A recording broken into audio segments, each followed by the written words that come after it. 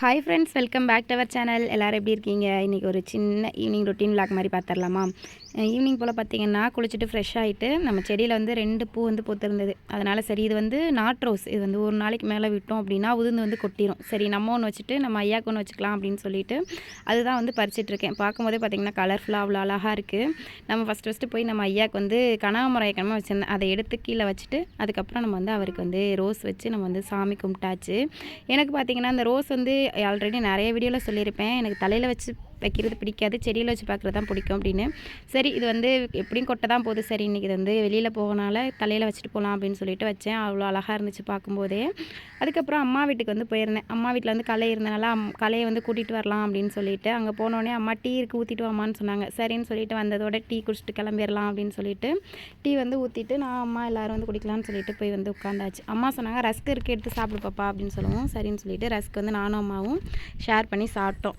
அம்மா வீட்டுக்கு போனோம் அப்படின்னா டீ குடிக்கிறது எனக்கு ரொம்ப பிடிக்கும். ஏன்னா அது ஒரு டேஸ்ட்டாக இருக்கும் அம்மா போடுறது.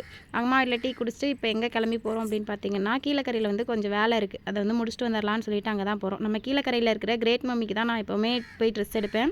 அங்கே பார்த்தீங்கன்னா ப்ரைஸ் வைஸும் சரி, குவாலிட்டி வைஸும் சரி சூப்பராக இருக்கும். கலெக்ஷன்ஸ் பார்த்தீங்கன்னா அப்பப்போ அப்டேட் பண்ணிக்கிட்டே இருப்பாங்க. ட்ரெஸ் வந்து எல்லாமே பக்காவாக இருக்கும். நான் போய் எனக்கு வந்து ஒரு சாரீ எடுத்தேன் உத்துறதுக்கு.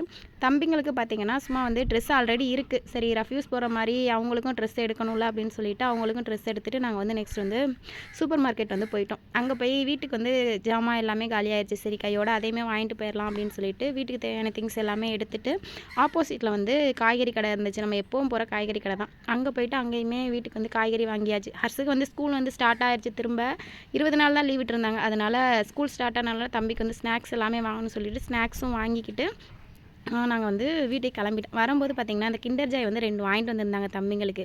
சரி, ரொம்ப நாள் ஆச்சு, இது என்ன தான் இருக்குன்னு தெரிலையே அப்படின்னு சொல்லிட்டு அதை ஓப்பன் பண்ணி பார்த்தேன். எனக்கு ரொம்ப எக்ஸைட் என்ன தான் இருக்கும் அப்படின்னு சொல்லிட்டு கடைசியில் பார்த்திங்கன்னா ஒரு டைனோசர் பொம்மை வந்து இருந்தது. Okay friends, bye, thanks for வாட்சிங்.